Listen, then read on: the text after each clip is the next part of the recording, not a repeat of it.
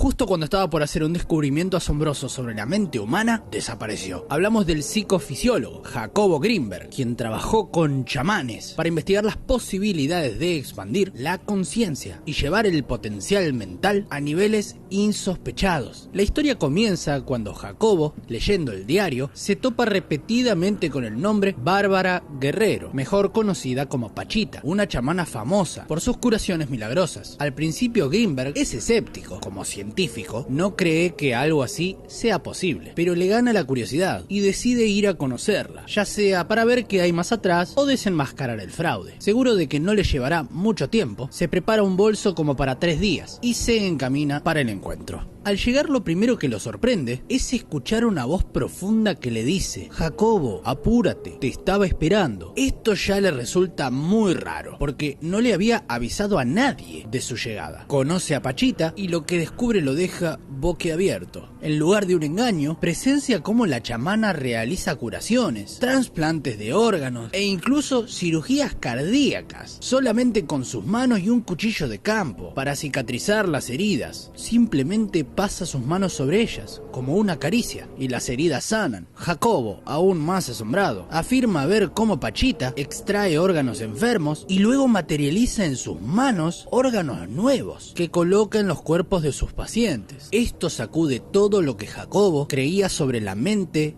y la realidad. Ya no busca solamente entender lo que hace Pachita, sino también cómo explicarlo desde la ciencia. Jacobo, convencido de que la ciencia se define más por su método que por el tema, decide estudiar la mente de Pachita. Los 3 días de visita se transforman en 2 años de investigación. Su objetivo es encontrar la manera de replicar lo que hace Pachita, bajo diferentes condiciones y con métodos científicos. Este trabajo lo lleva a creer que nuestra mente no solo percibe el mundo, sino que también participa en su creación. Una idea que encuentra eco en algunos experimentos de la física cuántica, como el experimento de la doble rendija, donde el comportamiento de las partículas cambia dependiendo de si se las mira o no se las mira. Esto sugiere que el observador es un partícipe activo de la realidad que percibe. El trabajo de Jacobo con la curandera lo llevó a desarrollar la creencia de que ella podía sanar a sus pacientes a través del poder de la mente. Con esta base, Grinberg elaboró su teoría más ambiciosa, la teoría sintérgica. Según esta teoría, existe un campo informacional, al que él llamó latice, que lo abarca y contiene toda la información del universo, pero no la cualidad de las cosas. Grinberg sugirió que nuestro cerebro interactúa con este campo, lo decodifica, y de esta interacción surge la realidad tal como la percibimos. Los objetos, los colores, las texturas y las formas. Para Jacobo, el mundo que conocemos es simplemente el resultado final de esa interacción entre nuestro cerebro y la información del campo llamado latice. Pero como no somos conscientes de este proceso, creemos erróneamente que no participamos en la creación de la realidad. Sin embargo, Grinberg afirmaba lo contrario. No solo participamos, sino que somos clave en ella. El científico llevó esta idea aún más lejos, concluyendo que si nuestra conciencia es la que limita la forma en que percibimos la realidad, entonces podría haber personas con un nivel de conciencia más elevado. Estas personas, según él, no solo perciben la realidad final, sino que también tienen acceso directo a la red de información de la latiz, lo que les permitiría modificar la realidad. Para Grinberg, esto explicaba lo que había presenciado con Pachita, así como milagros y fenómenos extraordinarios, protagonizados por figuras religiosas e históricas, como la iluminación de Buda, los milagros de Jesús, Rasputín, etc. Siguiendo con su investigación, Grinberg decidió probar la existencia de la latiz a través de un experimento basado en el concepto de entrelazamiento cuántico. Este fenómeno de la física cuántica ocurre cuando dos partículas, después de interactuar, quedan entrelazadas, de manera que cualquier cambio en una afecta simultáneamente a la otra, sin importar la distancia entre ambas. En su experimento, Grinberg hizo que 2 personas interactuaran durante 20 minutos, para luego separarlas en habitaciones diferentes, pidiéndoles que mantengan una intención de conexión. A ambos se les conectó electrodos para registrar la actividad cerebral. A una de las 2 personas se le emitió un flash, un haz de luz, sin avisarle a ninguna de las 2 personas. Por lo tanto, ninguna de ellas sabía a quién se le iba a hacer algo. Lo sorprendente fue que, al mismo tiempo, el cerebro de la persona que no recibió estímulo registró una actividad similar a la del cerebro que sí lo percibió. A este fenómeno, Grinberg lo denominó potencial transferido. sugiriendo la posibilidad de una conexión mental entre las dos personas. Esto desafía todas las leyes conocidas, sugiriendo que la información no viaja, sino que se comunica instantáneamente a través de una red intangible, como la latiz propuesta por Jacobo, que conecta a todos los seres humanos. Esta idea abriría la puerta a la posibilidad de fenómenos como la telepatía. Sin embargo, todas estas teorías quedaron inconclusas, cuando en la cima de su carrera, el 8 de diciembre de 1994, Jacobo Grinberg desapareció misteriosamente a los 47 años de edad, sin dejar rastro alguno. Su desaparición está rodeada de enigmas. Durante la primera semana de su ausencia, su pareja Teresa Mendoza aseguró que Grinberg estaba de viaje en un retiro. No obstante, conforme iban pasando los días y Jacobo no se reportaba ni acudía a su laboratorio, sus allegados comenzaron a sospechar. La situación se tornó aún más extraña en mayo, cuando las autoridades mexicanas iniciaron una investigación, liderada por el comandante Clemente Padilla. Un testigo aseguró haber visto a Grinberg por última vez en Boulder, Colorado, cuando dos agentes estadounidenses lo subieron a un auto blanco, escoltado por otro auto blanco. Esta declaración llevó a Padilla a descubrir que Jacobo colaboraba en secreto con la Universidad de Colorado, algo que no sabían ni sus personas cercanas. A medida que Padilla intentaba rastrear los vuelos de Grinberg a Estados Unidos, las autoridades estadounidenses empezaron a ponerle trabas. A pesar de esto, Padilla logró obtener registros que indicaban que Grinberg y su esposa habían viajado en diversas ocasiones a Colorado, y encima utilizando rutas alternativas. Pero ¿para qué ocultar una colaboración con una universidad? ¿En qué estaba trabajando Jacobo? ¿Para quién estaba trabajando Jacobo? Justo cuando Padilla parecía que se estaba acercando a descubrir la verdad, fue removido de la investigación. Y poco después, Teresa Mendoza también desaparece sin dejar rastros. Dos hipótesis principales surgieron después de la desaparición de Grinberg. La primera es que pudo haber sido un crimen pasional, ya que su matrimonio con Teresa no estaba en buen estado, y según algunos allegados, Jacobo decía que le tenía miedo. Además, el comportamiento de Teresa durante la desaparición de Jacobo levantó sospechas. La segunda hipótesis es que Jacobo fue secuestrado por la CIA. Esta teoría se basa en el testimonio del testigo y en sus viajes secretos a Colorado. Además, en 2017 se desclasificaron documentos de la CIA que revelaron experimentos sobre el control mental y telepatía, y entre esos documentos apareció un artículo escrito por Jacobo Grinberg.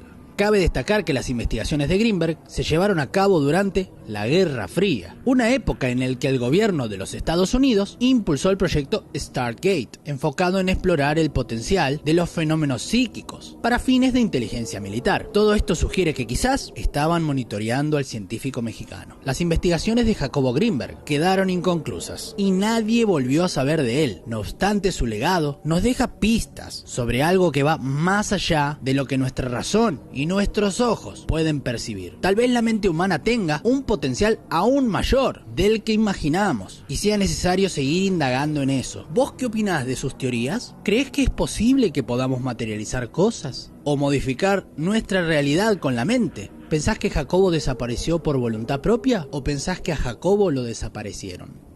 El Club de los 27, un nombre que evoca misterio y tragedia. Este club informal agrupa a músicos, artistas y celebridades que fallecieron a la misma y peculiar edad, 27 años. Aunque científicamente no hay pruebas de que esta edad sea específicamente riesgosa, el Club de los 27 se ha convertido en un fenómeno cultural que ha fascinado a generaciones. Pero, ¿por qué? ¿Qué tiene de especial esta edad? ¿Y por qué tantas leyendas de la música, el arte y el cine dejaron el mundo a los 27 años? Para entender esto, tenemos que ir a los primeros años donde se originó este enigma. Todo comenzó entre 1969 y 1971, cuando una serie de trágicos fallecimientos golpearon al mundo de la música. Brian Jones, multiinstrumentista de los Rolling Stones, Jimi Hendrix, el prodigio de la guitarra eléctrica, Janis Joplin, la poderosa voz del rock, y Jim Morrison, el poeta de The Doors. Todos increíblemente fallecieron a los 27 años, y en un periodo cercano de años. Esta coincidencia despertó comentarios que comenzaron a originar este fenómeno cultural. En 1994,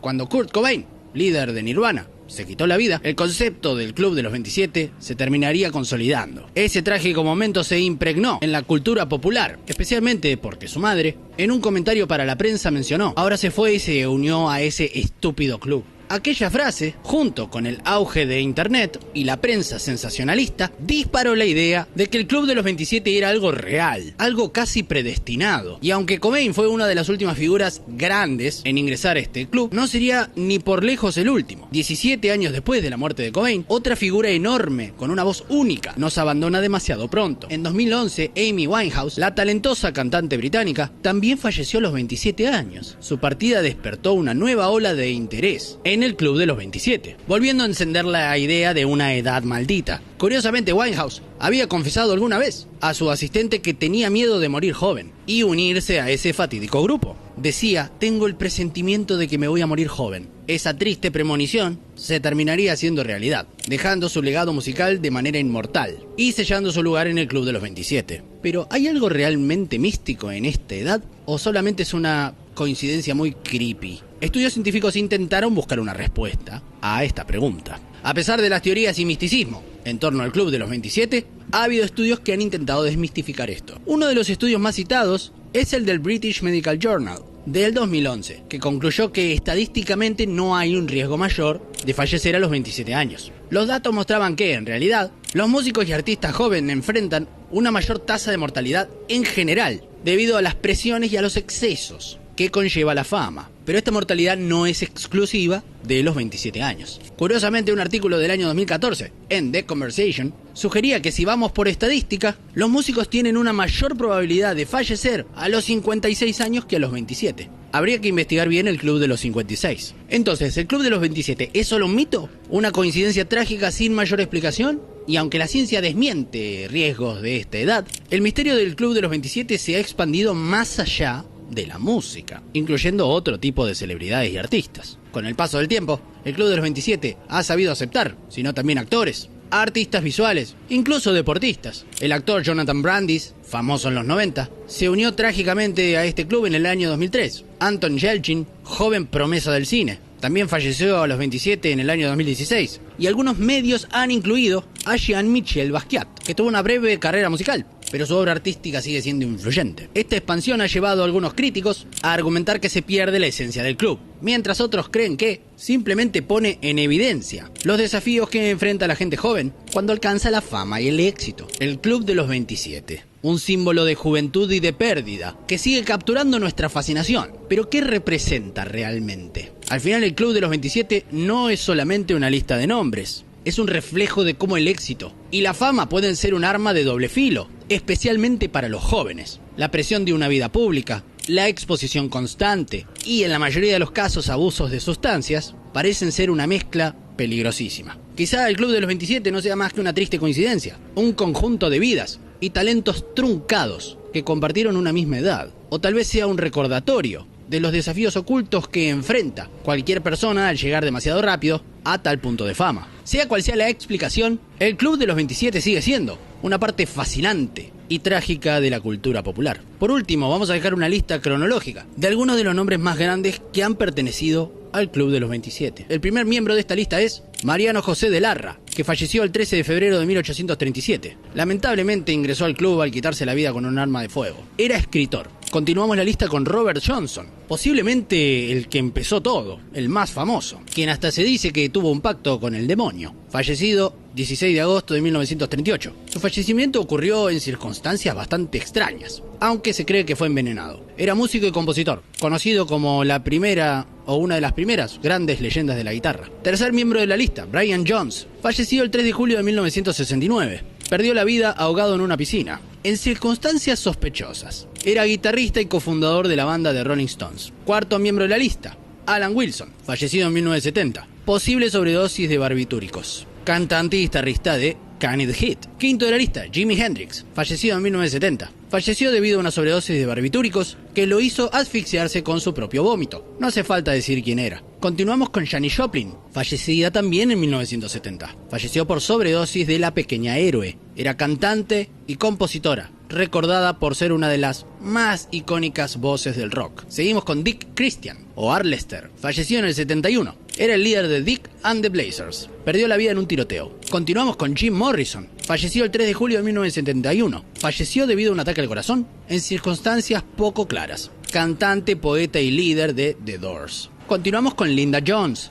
Falleció el 14 de marzo del 72 por complicaciones diabéticas. Era cantante de soul. El 10º de esta lista es Leslie Harvey, fallecido el 3 de mayo de 1972, electrocutado durante un concierto. Guitarrista de Stone the Crows. Seguimos con Ron McKernan, Pigpen McKernan, fallecido el 8 de marzo del 73. Era el tecladista y fundador de Grateful Dead. El 12º miembro de esta lista es Roger Lee Durham, fallecido el 27 de julio del 73. Falleció al caerse de un caballo. Era percusionista de Bloodstone. El 15º es Pete Ham, que falleció el 24 de abril del 75. Era el guitarrista, cantante y compositor de Badfinger. El 16º miembro de esta lista es Gary Tain, fallecido el 8 de diciembre del 75, por sobredosis de La Pequeña Héroe. Bajista de Uriah Heep. Continuamos con Jacob Miller, que falleció en 1952 en un accidente automovilístico. Era cantante de Inner Circle. Continúa Basquiat, anteriormente mencionado, falleció en el 88 por sobredosis de La Pequeña Héroe. Era artista y pintor. Cronológicamente sigue Kurt Cobain, en 1994. Ya saben cómo perdió la vida.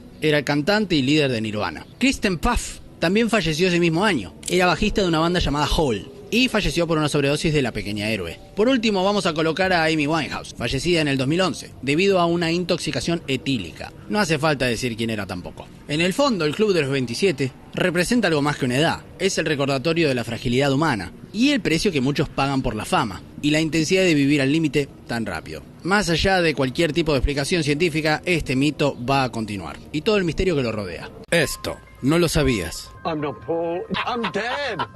Paul McCartney falleció. Ese rumor comenzó a circular con mucha fuerza el 12 de octubre de 1969, cuando un estudiante universitario que decía llamarse Tom se comunicó con una emisora de radio en Michigan, Estados Unidos, y afirmó que quien era conocido como Paul McCartney en realidad era un impostor. Según él, el verdadero Paul McCartney había fallecido en un accidente de auto años atrás. Como prueba, el estudiante agregó que los Beatles habrían dejado pistas sobre este suceso en sus canciones y sugirió que reprodujeran la canción Revolution 9 en reversa. Al hacerlo, el locutor supuestamente escuchó la frase "Turn me on, dead man", que significa "enciéndeme, hombre muerto".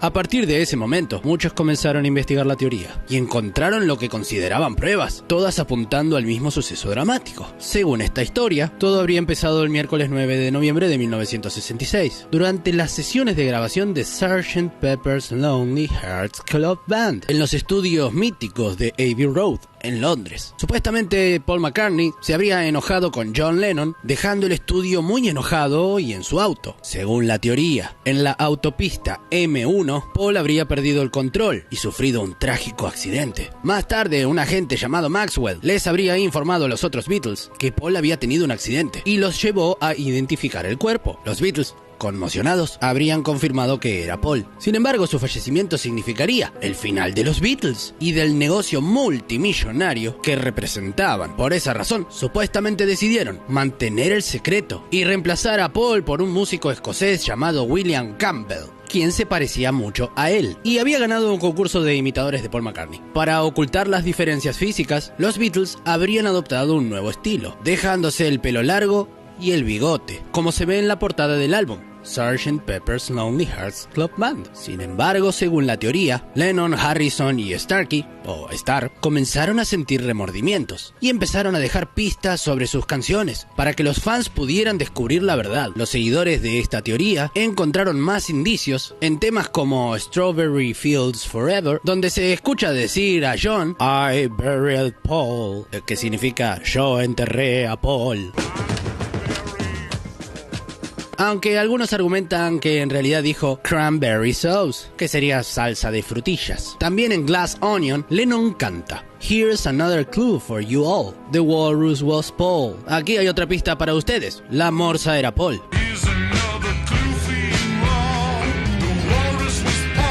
Otra pista aparece en la portada del álbum Abbey Road, donde los 4 Beatles cruzan una calle, y algunos interpretan esta imagen como una representación de un funeral. John, vestido de blanco, representa a un sacerdote. Ringo, en negro, a un director de funeral. Paul, descalzo, sería el difunto, y George, con ropa casual, representaría al sepulturero. También se ha mencionado al automóvil Volkswagen Beetle estacionado en la portada, cuya matrícula dice 28F, 28C, interpretando una referencia a la edad que tuviera McCartney si estuviera vivo. Además, dice LMW y muchos lo han interpretado como las iniciales de Linda McCartney Widow, Linda McCartney viuda.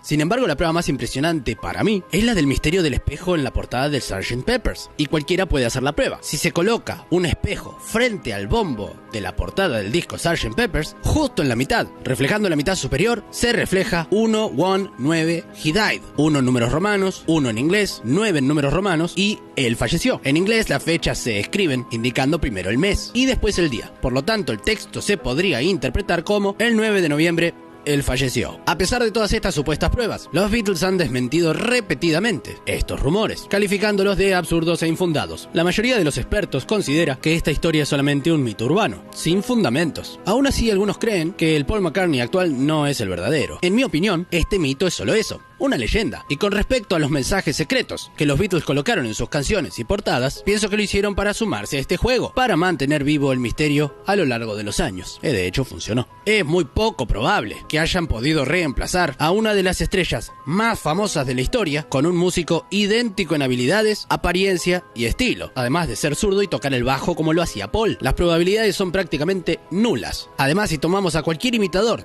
de algún artista famoso, llevado a gran escala, como lo hicieron con Freddie Mercury o Michael Jackson, incluso siendo excelente su actuación y performance, es muy fácil detectar que no es el original. Por otro lado, después de 1966, Paul continuó evolucionando musicalmente, componiendo éxitos como Hey Jude y Let It Be, y mantuvo una prolífica carrera como solista. También es difícil creer que su familia, amigos, conocidos, no se habrían dado cuenta, o que todos hubieran aceptado guardar silencio. Además, algunas de las pruebas, como las fotos del supuesto accidente de Paul, en realidad corresponden a otro accidente relacionado con la banda, el de Tara Brown, amigo de John, cuya historia justamente inspiró a Dying Alive. A continuación, como bonus track a este video, les comparto una lista de curiosidades sobre Paul McCartney que estoy seguro que no conocías. Paul una vez compró un caballo de carreras para su padre. Se llamaba Drake's Drum. Fue nombrado detective honorario por la policía de Nueva York después de dar un concierto benéfico a las víctimas del 11 de septiembre. Fracasó en su primera audición. Cuando tenía 11 añitos, Paul intentó unirse a un coro, a petición de su padre. El pequeño hizo una audición para el coro de la Catedral de Liverpool, pero no fue seleccionado. El director sintió que McCartney no tenía madera para cantar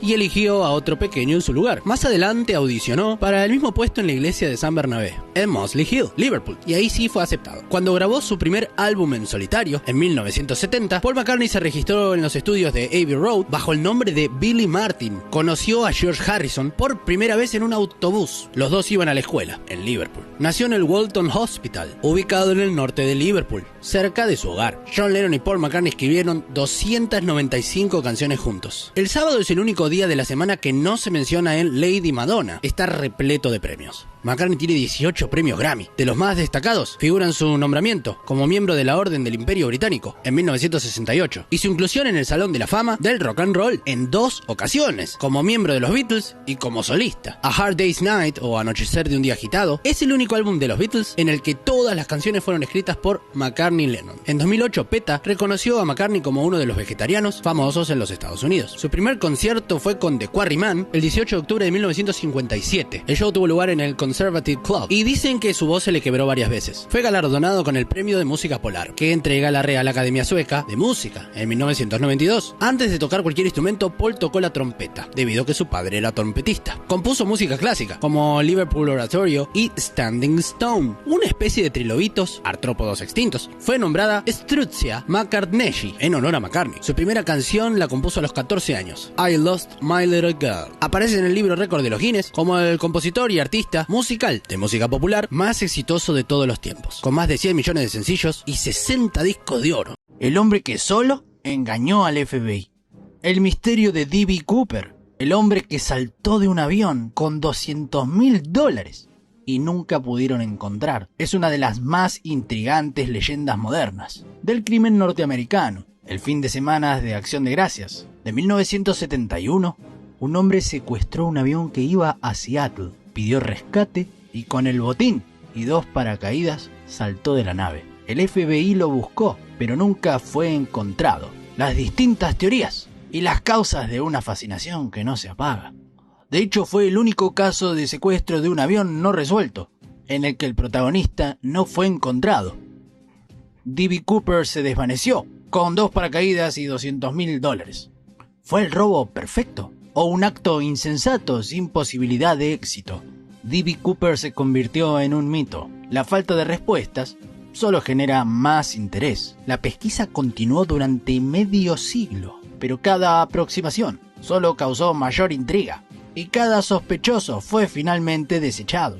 Estaba por empezar el fin de semana largo de Acción de Gracias en Estados Unidos. Los aeropuertos tenían una actividad frenética. Una multitud se movía por todo el país para pasar esos días con sus familiares. Al atardecer del 24 de noviembre de 1971, un vuelo se dirigía desde Portland hasta Seattle.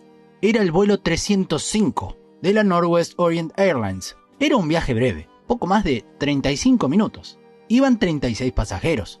Los aviones en ese tiempo, en este caso un Boeing 727, eran espaciosos, sin esas filas apretadas, donde uno para pasar tiene que ir molestando, y con lugar para estirar las piernas. El servicio siempre era lujoso.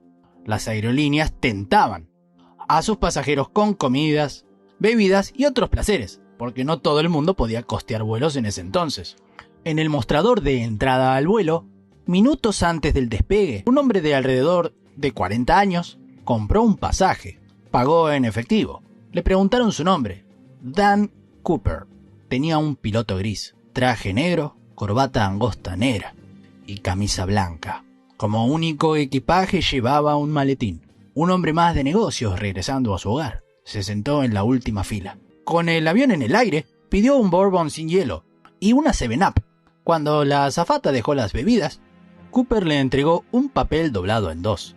La chica de 23 años respondía a todos los estereotipos de las azafatas de esos años. Una belleza impactante, juventud, simpatía algo sobreactuada, el trajecito uniforme, bien entallado el cuerpo, ojos vivaces. Su nombre era Florence Schaffner y estaba acostumbrada a ser cortejada con frecuencia y pensó que Cooper estaba intentando seducirla. Así que guardó el papel en su bolsillo y lo desacreditó. Intentó seguir con el servicio sin que la sonrisa ya tatuada se pudiera interpretar ni como un rechazo, ni mucho menos como aceptación a la propuesta. Pero el hombre le pidió con energía, aunque sin levantar la voz, que leyera el papel.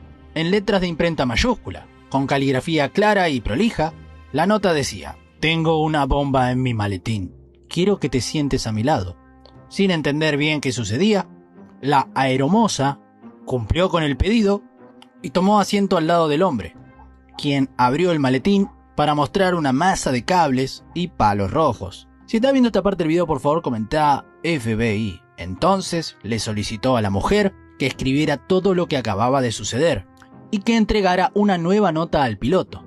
Unos minutos más tarde, Schaffner se dirigió a la cabina con el papel en el que Cooper exigía 4 paracaídas y $200.000 en billetes de 20, alrededor de 1.3 millones de dólares del valor actual. También que al avión se le recargara combustible al llegar a Seattle. No era un secuestro como estamos acostumbrados a ver en las películas. No había varios delincuentes, ni armas apuntando a nadie, ni siquiera gritos, ni maltrato. Tampoco eran los típicos con motivaciones políticas, en los que los secuestradores exigían rehenes a cambio y que desviaran el rumbo a Cuba o a alguna nación africana, liderada por algún pintoresco pero sangriento dictador. El resto de los pasajeros no se enteró de lo que estaba pasando. El comandante comunicó la situación a tierra y voló en círculos durante 2 horas, mientras la policía conseguía los paracaídas y el dinero. El piloto informa a los pasajeros que demorarían en aterrizar debido a problemas en el aeropuerto y el alto tráfico tradicional de la fecha. La azafata regresó junto a Cooper, le llevaba otro bourbon y otra gaseosa, y él insistió en pagar las bebidas. Le dio $20 y le dijo que se quedara con el cambio, que eran $18 aproximadamente. Cooper ya se había puesto sus anteojos negros. Apenas aterrizaron, hicieron llegar a bordo una mochila con el dinero y los paracaídas. Cooper permitió que bajaran todos los pasajeros. Solo quedaron él y la tripulación, pero la carga de combustible se demoraba. El secuestrador por primera vez levantó la voz y gritó que estaban tardando demasiado, y las tareas en pista se aceleraron.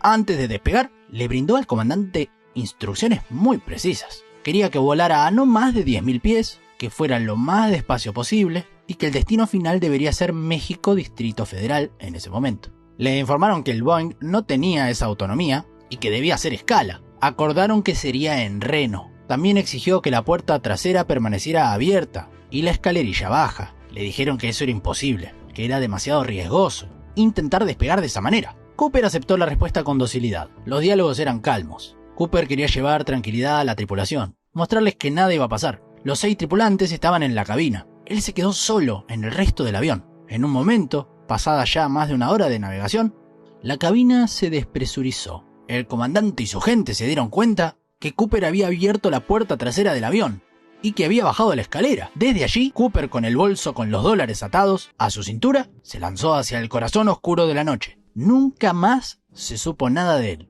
Ni siquiera se supo quién era él. Cuando el avión aterrizó en Reno, los tripulantes comprobaron lo que ya sospechaban. A bordo no había nadie más que ellos. Del secuestrador solo quedaba una corbata en la última fila de asientos. Un equipo antiexplosivos inspeccionó el lugar sin encontrar nada. El FBI desplegó sus fuerzas a lo largo del improbable camino que había hecho el avión. Lo buscaron con fuerzas terrestres, helicópteros y hasta con un pequeño submarino que patrulló las aguas de la zona. La búsqueda, que se prolongó durante varios días, se mostró inútil. No había rastros ni del hombre, ni de los 2 paracaídas que usó, ni del dinero, que representaban un bulto de casi 10 kilos. También separaron a pasajeros, a la azafata y a otros miembros de la tripulación, para que hicieran un identikit. Los resultados fueron bastante similares. Hubo detenciones inmediatas. Uno de los detenidos se llamaba Dan Cooper, como el nombre que el secuestrador había dado al comprar el ticket, aunque a esta altura ya presumiblemente era falso. La información se filtró a los medios, pero con un pequeño error. Alguien publicó que el detenido era D.B. Cooper. Durante un par de días el error se diseminó y quedó instalado como el nombre del pirata aéreo que nunca fue encontrado. Se debe reconocer la superioridad sonora de D.B. Cooper al ordinario Dan Cooper. Queda mucho mejor. La búsqueda de D.B. Cooper se convirtió en una obsesión norteamericana, no solo de las fuerzas de la ley. Se desplegaron hipótesis y cientos de sospechosos. Las fuerzas federales hicieron un perfil psicológico y elaboraron un listado de casi 1000 sospechosos, pero la mayoría de ellos también fue descartada. Quedaron 24. Se les hizo un seguimiento, se comprobaron coartadas, se cotejó con habilidades anteriores, prontuarios y currículums militares. Los investigadores estaban convencidos de que D.B. Cooper era alguien muy experimentado en paracaidismo, tal vez un veterano de guerra, pero con el correr de los años y el estancamiento de la investigación, fueron cambiando de parecer. Hubo una ola de emuladores. Durante 1972 en los Estados Unidos, hubo otros 15 hechos que copiaron su modus operandi, pero ninguno de los delincuentes logró salir impune. Muchos lograron saltar del avión y llegar a tierra indemnes, pero fueron apresados a las pocas horas. A algunos se le cayó la bolsa con dinero al vacío antes de saltar. Hubo uno, un precursor de Cooper, el primero que intentó esta modalidad, 15 días antes que nuestro pasajero, que fue detenido por los otros pasajeros en el momento que se estaba poniendo el paracaídas. Para esa operación dejó el arma a un costado y la tomó uno de sus compañeros de vuelo y lo apuntó. Así terminó esa aventura. D.B. Cooper y su secuestro nunca resuelto provocó varios cambios a la industria de la aeronavegación comercial, en especial a su seguridad. A partir de este caso, cambió radicalmente la manera que se controla el equipaje y a los pasajeros antes de abordar los vuelos. Se inspecciona el contenido y se instalaron detectores de metal en todos los aeropuertos. Tardó un tiempo en implementarse, por eso los secuestros de 1972, porque se planteó un debate sobre si con esos controles se afectaban libertades individuales. También se prohibió la venta en efectivo de pasajes en los aeropuertos, para que el comprador a través de tarjetas debiera acreditar identidad y dejar algún rastro. Por último, el delincuente misterioso dio nombre a un dispositivo que se implementó en todos los aviones, la Cooper Vane, una llave externa instalada en el fuselaje que permitía abrir la puerta trasera solo desde afuera.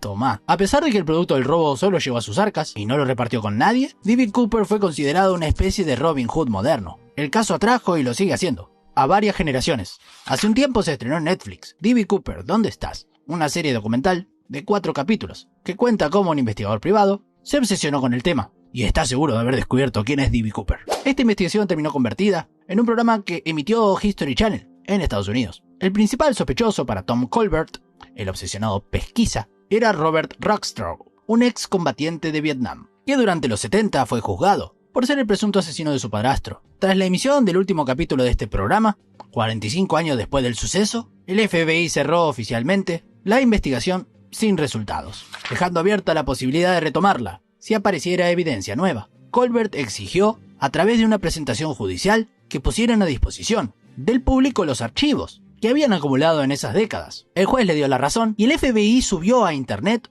decenas de miles de documentos, fotos y pericias. Impensadamente eso desató una nueva fiebre. Centenares de internautas se convirtieron en detectives de escritorio y mus en mano. Analizaron cada uno de los materiales que encontraron. Lo que sucedió no puede sorprender a nadie. No hubo resultados concretos, pero sí un crecimiento exponencial en el número de sospechosos y de las teorías conspirativas. En estos más de 50 años, muchas veces se creyó estar tras la pista cierta de D.B. Cooper. Se dijo que era un expiloto de guerra, un marín, una persona trans con pasado en la armada, un estafador famoso, un ingeniero aeronáutico, un ex empleado de Boeing, la marca de avión, y decenas de personas más. Están también los que sostienen que nunca fue encontrado porque la CIA lo permitió. Según esta versión, D.B. Cooper hacía misiones secretas para la agencia estatal, que lo protegió ante la búsqueda del FBI. La única pista cierta que se halló fue un fajo de $6.000 en muy mal estado, enterrados en una playa que encontró un niño en 1980.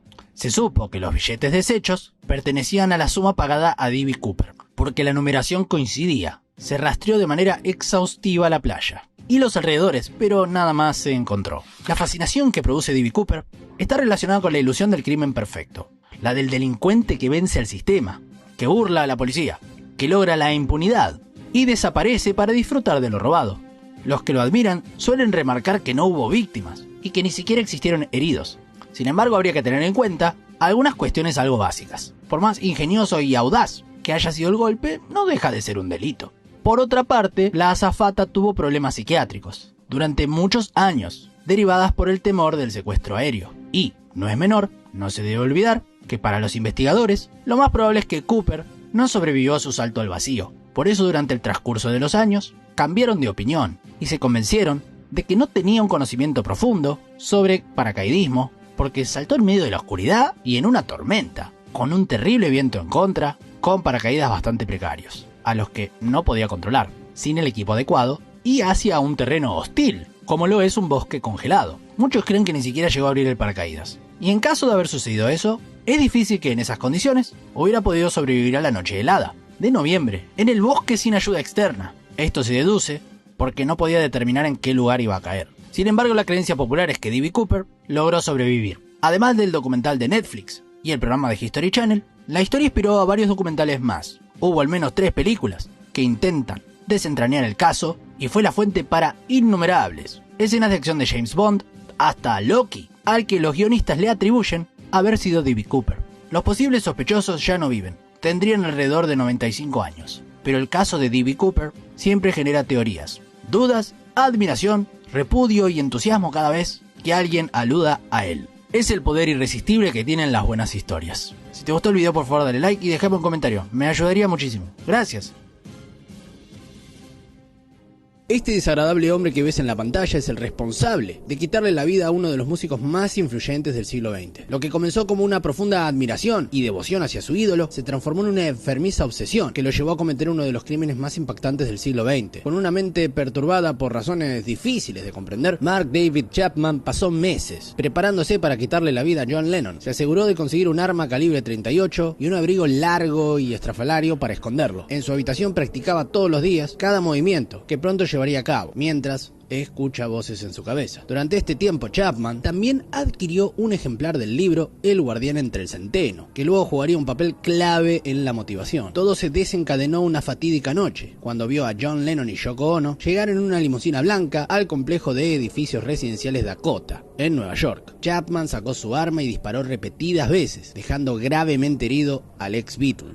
La seguridad del lugar actuó rápidamente, deteniendo al atacante que no ejerció resistencia. Al mismo tiempo, Lennon es trasladado de urgencia al hospital Roosevelt, donde el personal médico luchó por salvarle la vida. De hecho, mientras estaban intentando reanimarlo, no sabían quién era, hasta que una enfermera toma su cartera y encuentra su identificación. Todo el cuerpo médico queda en shock. En cuestión de minutos, todos los medios de información iban actualizando cada situación, con el mundo entero pendiente del estado del legendario músico. A pesar de los esfuerzos médicos, después de 45 minutos de intentar reanimarlo, Lennon no sobrevivió. En una conferencia de prensa urgente, el jefe de detectives anunció con nervios lo que muchos temían: John Lennon había sido asesinado. El principal sospechoso, Mark David Chapman, había sido arrestado en la escena del crimen sin oponer resistencia. Aún se desconocían los motivos detrás de este terrible suceso. ¿Por qué alguien que alguna vez fue fan incondicional se convertiría en el verdugo de su ídolo? Mientras las investigaciones continuaban, el mundo no lograba comprender cómo un hombre de solamente 40 años, con un montón para ofrecer, podría haber encontrado un final tan trágico. Pero esta no fue la primera tragedia en la vida de Lennon. Su historia,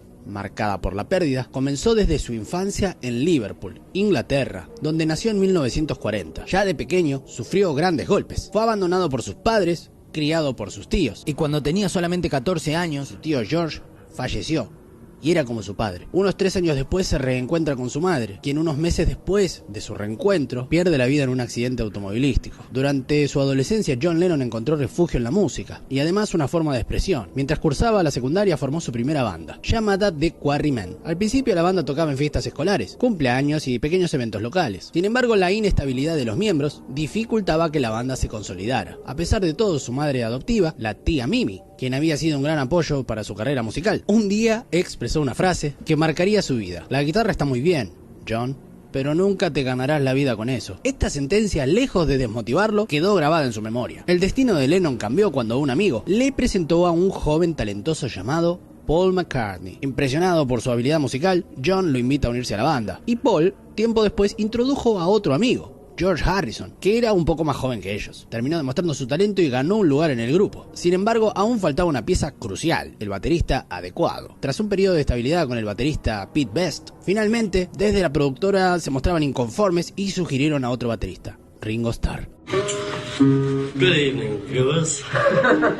How are you today? En la formación definitiva, los muchachos grabaron su primer sencillo, Love Me Do, seguido de la canción que los llevó al estrellato, Please Please Me. El álbum del mismo nombre alcanzó el número 1 en el Reino Unido, iniciando un periodo de revolución cultural conocido como la Beatlemanía. Multitudes de fanáticos corrían tras ellos, y su música innovadora rápidamente revolucionó al mundo entero. Su éxito trascendió fronteras, llegando hasta los Estados Unidos, donde se convirtieron en estrellas globales. A partir de ahí siguieron giras, conciertos, álbumes, películas, consolidando a The Beatles como un fenómeno mundial. Después de alcanzar el éxito, John Lennon, con su característico humor, compró una casa para su madre adoptiva e instaló una placa en la entrada que decía: la guitarra está muy bien, John, pero nunca te ganarás la vida con eso. Detalles que marcaban la vida de este genio. Pero la influencia de Lennon no se limitaba solamente a la música. Usó su fama para apoyar causas sociales, como la igualdad racial, y de manera muy notable su oposición a la guerra de Vietnam, lo que eventualmente podría haberle costado la vida, un tema que abordaremos más adelante. Sin embargo, con la fama también vinieron los problemas personales. En ese momento, John mantenía una relación con Cynthia, a quien conoció en la universidad, aunque se decía que la relación era distante. Debido al enfoque de Lennon en su arte y su carácter rebelde, todo cambió cuando Cynthia quedó embarazada. Para proteger la imagen de la banda, el manager de los Beatles sugirió a Lennon que se casara con ella, y así lo hizo. Poco tiempo después nació su primer hijo, Julian. No obstante, las constantes giras, entrevistas y el consumo de sustancias volvieron a Lennon un esposo y un padre ausente, deteriorando su matrimonio. El golpe final a su relación llegó en forma de otra mujer, que cambiaría su vida para siempre: Yoko Ono. John conoció a Yoko en una exposición de arte en Londres en 1966 y sintió una conexión instantánea con ella y con su arte. Lo que comenzó como una amistad, con el tiempo se intensificó. 2 años después, todo llegó a su punto crítico cuando Cynthia sorprendió a Yoko en su hogar, lo que llevó al inevitable divorcio con Lennon. Cynthia obtiene la custodia de Julián. Tiempo después, John y Yoko se casaron, lo que, aunque revitalizó su vida artística y activista, trajo consigo graves consecuencias para la estabilidad de los Beatles. La relación de John Lennon y Yoko Ono marcó un antes y un después en su vida personal y artística. Profundamente enamorado de Yoko, Lennon sentía que su vida junto a ella era como un sueño. Juntos crearon icónicas obras de arte y protestas por la paz, como las famosas Encamadas por la Paz, eventos en los que la pareja, durante su luna de miel, se acostaba en una cama del hotel con las puertas abiertas, permitiendo la entrada de periodistas para debatir sobre la paz y expresar su fuerte oposición a la guerra contra Vietnam. Durante una de estas encamadas, la pareja grabó Give Peace a Chance, que se convirtió en un himno del movimiento antiguerra. A pesar de la conexión artística y emocional entre John y Yoko, muchos creen que su relación afectó negativamente a los Beatles. Yoko comenzó a asistir a los ensayos de la banda, algo que estaba estrictamente prohibido por un acuerdo interno. Su presencia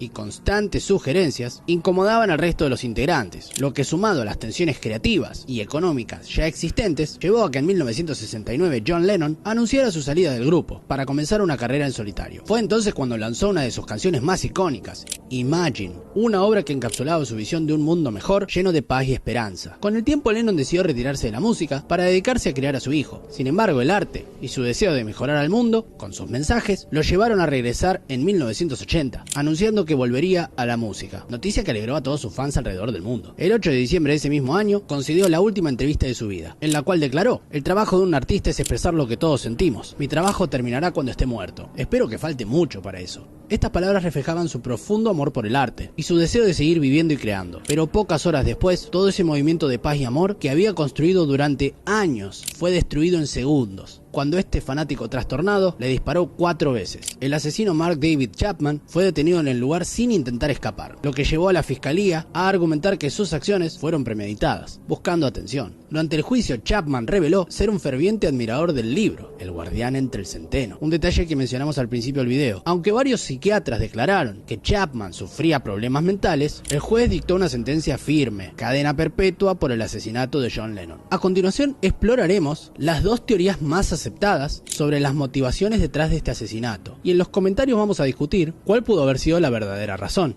La primera teoría se centra en el activismo pacifista de Lennon, que iba en contra de la ideología de guerra de los Estados Unidos. Recordemos que un año antes de su muerte, el país ya estaba involucrado en la guerra contra Vietnam, un conflicto devastador, con intereses políticos y económicos para el gobierno estadounidense. Lennon criticaba abiertamente esta guerra, y su influencia en la opinión pública era significativa, lo que podría haber afectado negativamente los intereses del gobierno. Otra de las teorías sugiere que el asesinato de John Lennon pudo haber sido parte de un plan para silenciar este mensaje. Esto cobra relevancia al considerar las famosas reglas de Powell, formuladas por Colin Powell, jefe del Estado Mayor y secretario de Estado de los Estados Unidos, que proponía 4 principios fundamentales antes de entrar a una guerra. El último de estos principios era el apoyo del Congreso y de la sociedad. Las protestas contra la guerra crecían en todo el país, y muchas personas resonaban con las canciones de Lennon, que las hacían imaginar un mundo mejor y sin violencia. En este contexto, el activismo de Lennon representaba una amenaza para el apoyo a la guerra, lo que lleva a algunos a pensar que su asesinato pudo haber sido una operación para eliminar esa influencia. Existe una teoría que sugiere que Chapman fue manipulado para acabar con la vida de Lennon, como un mensaje para futuros activistas pacifistas, una advertencia de lo que puede suceder si se interfiere con los intereses del gobierno. Se especula que fue una forma de venganza por haber puesto la opinión pública en contra del gobierno durante el conflicto de Vietnam. Personalmente no apoyo tanto esta teoría, y vamos a pasar a la segunda explicación, o posible explicación, que resulta un poco más interesante, la versión que el propio Chapman ofrece durante el juicio. Para entender su perspectiva, hay 3 aspectos claves a considerar: el libro El guardián entre el centeno, el desequilibrio mental de Chapman y la mezcla de idealización y fanatismo que desarrolló hacia su víctima. Durante el juicio se presentaron cintas grabadas en su interrogatorio tras el asesinato, donde Chapman explicaba su obsesión con la novela. Se identificaba profundamente con el protagonista, Helen Caulfield, quien criticaba la hipocresía y falsedad de la sociedad. En un principio Chapman era un admirador de los Beatles y de Lennon, pero con el tiempo esa percepción cambió. Comenzó a haber una gran incongruencia entre el mensaje de paz y amor que Lennon predicaba y su estilo de vida, lleno de lujos. Para Chapman, John Lennon se convirtió en el mayor farsante e hipócrita de todos. No podemos dejar de lado que Chapman padecía graves problemas de salud mental durante gran parte de su vida, incluyendo episodios de depresión y posibles delirios. En el momento del asesinato, estaba bajo medicación y atención psiquiátrica. Aunque esto no justifica sus acciones, es un detalle importante para entender y comprender mejor su estado mental en ese momento. Aquel 8 de diciembre de 1980, el mundo perdió una leyenda de la música, pero más allá de eso perdimos a un defensor de la paz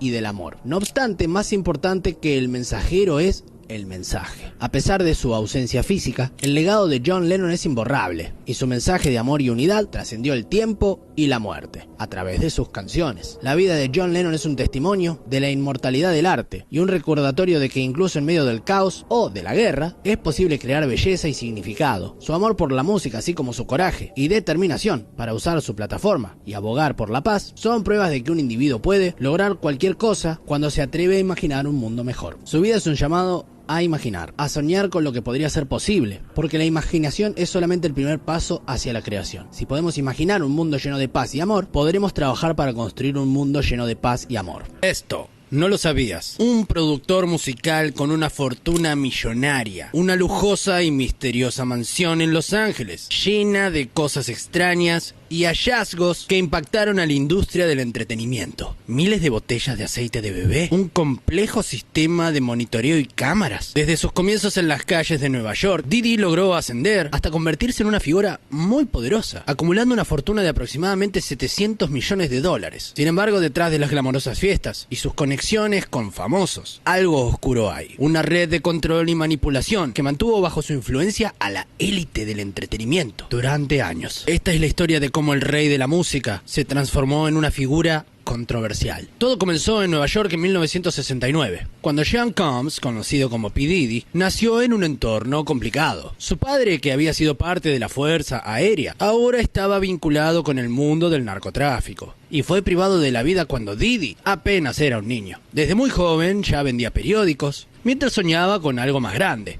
Al llegar a la Universidad de Howard, comenzó a destacarse como emprendedor, organizando fiestas. Esas fiestas ya eran polémicas. En 1991 organizó un evento en City College que terminó en una tragedia, debido al sobrecupo, causando el fallecimiento de 9 personas. Como resultado, se estableció un acuerdo de $3.8 millones, de los cuales Diddy solamente pagó una pequeña fracción. Fue el primer caso, de muchos, que se resolvería mediante arreglos económicos. Al poco tiempo, Uptown Records lo contrató por su habilidad de descubrir talento, pero fue despedido solamente 3 años después. En lugar de frustrarlo, esto lo llevó a generar su propio sello, Bad Boy Records. Ahí firmó Notorious B.I.G., quien se convirtió en una leyenda, y llevó a Diddy a nuevos niveles de éxito. Tras el trágico fallecimiento de B.I.G. en 1997, Diddy lanzó el tema I'll Be Missing You, que impulsó su carrera como rapero. Para 2014 ya había alcanzado una fortuna impresionante, y sus mansiones en Los Ángeles se convirtieron en un lugar de encuentro de celebridades, con figuras como Post Malone, Jay-Z, entre otras. Pero a pesar de esta aparente perfección, comenzaron a surgir roturas en su imagen. En 1999, un tiroteo en un club dejó 3 personas heridas, y Jennifer Lopez,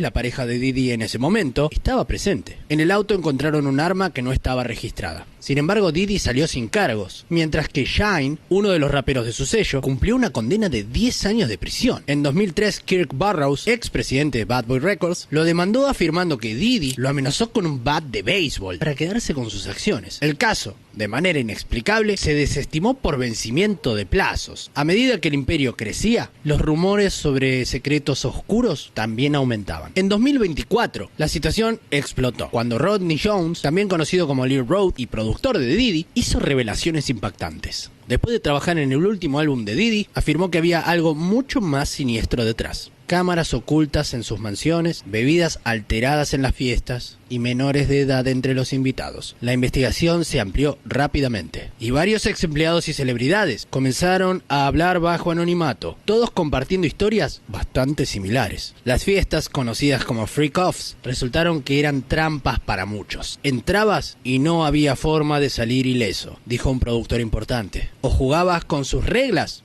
o tu carrera terminaba ahí. El 16 de septiembre las autoridades allanaron la mansión de Diddy en Los Ángeles. Aunque el lugar estaba vacío, lo que encontraron dejó atónitos incluso a los agentes más curtidos. En una de las habitaciones principales, un sofisticado estudio audiovisual estaba camuflado como si fuera una simple sala. Este centro de operaciones contaba con tecnología de grabación en ultra definición y equipos de edición avanzados, conectados a un sistema de discos duros de gran capacidad. El sistema de vigilancia era mucho más complejo de lo que los investigadores habían anticipado. Los investigadores notaron un inquietante patrón en la forma en la que el material estaba organizado. Cada grabación estaba cuidadosamente organizada por fechas, nombres y categorías de utilidad. Este sistema de archivos iba mucho más allá del simple entretenimiento. Era un recurso de seguridad e influencia, una herramienta de extorsión. En los baños privados de la mansión, los agentes encontraron grandes cantidades de metanfetamina y éxtasis, dispuestos en compartimentos ocultos, cada uno etiquetado con sus detalles de potencia. Un hallazgo aún más perturbador fue un manual específico de dosificación y combinaciones. Además, la presencia de 1000 botellas de aceite para bebés, cuidadosamente almacenadas en una habitación aparte, apoyaba los testimonios sobre las fiestas freak-off. En el sótano, detrás de un panel oculto, los investigadores encontraron un arsenal que incluía rifles de asalto AR-15 que no tenían número de serie. pistolas modificadas y mucha munición. Todo esto indicaba un sistema de intimidación altamente organizado. Junto a las armas, los documentos incluían registros de préstamos a varias personas y grupos colectivos, mostrando conexiones con redes del bajo mundo. La mansión de Didi contaba con un sistema de vigilancia comparable al de una instalación militar. Cámaras ocultas cubrían cada rincón de la propiedad y eran monitoreadas desde una sala de control central. Entre las grabaciones, algunas se remontaban hasta 1991 y estaban cuidadosamente almacenadas en varias ubicaciones. Esto sugería que Didi había construido un verdadero imperio, basado en el acceso a información confidencial. Los registros financieros hallados destaparon transacciones sospechosas, con empresas fantasmas y cuentas en paraísos fiscales. Su acuerdo con Xerox, que llevó a las ventas de vodka de 40.000 a 2 millones de cajas anuales, parecía funcionar también como pantalla, para ocultar otras actividades. Los documentos incautados mostraron vínculos con clubes nocturnos en Dubái, propiedades en las Islas Caimán y estudios de grabación en Londres, facilitando el movimiento de personas y recursos, extendiendo su red de operaciones más allá del ambiente musical. La investigación descubrió que la mansión estaba diseñada como una verdadera fortaleza moderna, además de un sistema de seguridad avanzado. También contaba con rutas de escape, habitaciones de pánico y un centro de comunicaciones protegido con sistemas de encriptación. Los investigadores encontraron teléfonos especialmente modificados y dispositivos para bloquear señales, lo que sugería un alto nivel de secretismo y de precaución. Por otro lado, las freak-offs de Didi seguían un protocolo determinado, muy meticuloso. Estos eventos se organizaban cuidadosamente, empezando por la selección de invitados, quienes se dividían en 3 grupos. Los objetivos principales, celebridades de renombre que servían como anzuelo, y facilitadores, individuos de confianza que ayudaban a mantener todo bajo control. La mansión estaba segmentada en distintos niveles de acceso. La primera zona, accesible a todos los invitados, aparentaba ser solo una fiesta exclusiva. La segunda área, reservada para un grupo selecto, era el escenario de actividades más privadas. Finalmente, el tercer nivel, el más exclusivo y con constante vigilancia, albergaba eventos muchísimo más reservados, donde las sustancias cuidadosamente administradas eran parte del ambiente. El sistema de control se establecía de manera gradual. Las bebidas se ofrecían en distintos vasos de distintos colores, según su contenido. Algunos contenían solo bebidas alcohólicas, mientras que otros tenían sustancias adicionales, como ketamina y éxtasis. Un equipo de seguridad estratégicamente ubicado monitoreaba los efectos y guiaba a los invitados hacia diferentes áreas según su condición. Esta red de complicidad incluía un equipo de élite compuesto por guardias entrenados, personal de servicio seleccionado tras verificaciones rigurosas y colaboradores externos que coordinaban toda la logística. Cada miembro cumplía un rol específico y se adhería a un código de silencio reforzado tanto por importantes compensaciones económicas como por presiones implícitas. Los invitados VIP recibían un trato especial que escondía implicaciones más profundas. Se les asignaba asistentes personales cuya función real era observar sus movimientos y registrar cada actividad. En las fiestas, una jerarquía marcada por pulseras de diferentes colores definía el acceso a áreas específicas y a los diferentes privilegios. Para asegurar la discreción, existía un código de silencio respaldado por contratos de confidencialidad extremadamente detallados y un sistema de consecuencias sofisticado. Los documentos encontrados revelaron una estructura de presiones y amenazas que iban desde advertencias profesionales hasta la posibilidad de verse involucrado en situaciones comprometedoramente fabricadas. Los investigadores concluyeron que Didi había desarrollado un complejo sistema de seguridad mutua asegurada. Cada asistente importante en estos eventos era grabado en situaciones comprometedoras, creando una red de autocensura en la que todos tenían algo que perder si decidían hablar. Los discos duros incautados en la mansión de Didi evidenciaron una operación de vigilancia y control a gran escala. No eran simples videos de fiesta. Se encontraron terabytes de material cuidadosamente organizado por fechas, nombres y tipo de contenido, en lo que parecía una biblioteca digital, que se remontaba hasta 1991, marcando el inicio de las famosas freak-offs. Esta organización incluía subcategorías, que clasificaban el material según el nivel de compromiso y su potencial uso. El sistema de vigilancia estaba a nivel de una agencia de inteligencia, con cámaras ocultas detrás de espejos, integradas en obras de arte y camufladas en objetos decorativos. La mansión era vigilada al detalle, sin ningún punto ciego. Un equipo de seguridad operaba el sistema a las 24 horas, desde una sala de control especialmente equipada con tecnología avanzada, que permitía grabar y almacenar cualquier cosa que pareciera sospechosa. Los dispositivos de comunicación hallados mostraban un nivel de precaución extremo: teléfonos encriptados, sistemas de mensajería privados y redes de comunicación segura. El lenguaje de estas conversaciones estaba deliberadamente codificado, utilizando términos como paquetes para referirse a sustancias, audiciones para encuentros privados y contratos para acuerdos de silencio. Las conversaciones archivadas revelaron una red de contactos que iba desde celebridades hasta figuras de alto perfil en el gobierno. Los registros financieros revelaron un complejo sistema de pagos ocultos, que implicaba transferencias millonarias hacia entidades físicas bajo el nombre de consultores de entretenimiento. De acuerdo con documentos federales, algunos de estos pagos superaban los 30 millones de dólares y coincidían con fechas claves relacionadas con incidentes en la mansión. Estas transacciones se dispersaban entre múltiples cuentas offshore y empresas fantasma, creando un intrincado sistema financiero diseñado para evitar la detección. Los archivos clasificados se consideraban el pilar de esta operación. Carpetas digitales llenas de información, muy comprometedora para personas influyentes, organizadas según su nivel de poder y el potencial de control que representaban. Cada archivo contenía detalles íntimos, como posibles adicciones, indiscreciones y otros secretos personales de celebridades, políticos y figuras claves de la industria musical. Se encontró un sistema de clasificación que valoraba qué información era la más adecuada para ejercer influencia sobre cada individuo. Una de las piezas más controversiales dentro de esta colección es una grabación que supuestamente alcanzaría los 500 millones de dólares en el mercado negro. La existencia de este archivo específico se hizo pública cuando la cantante Jagger Wright lo mencionó. Los rumores indican que podría incluir a una destacada estrella de pop en una situación muy delicada. Aunque las autoridades federales no revelaron detalles específicos, el equipo forense continúa examinando esta enorme cantidad de datos que parece no terminar nunca. Cada archivo desencriptado revela nuevos vínculos que recorren gran parte de la industria del entretenimiento.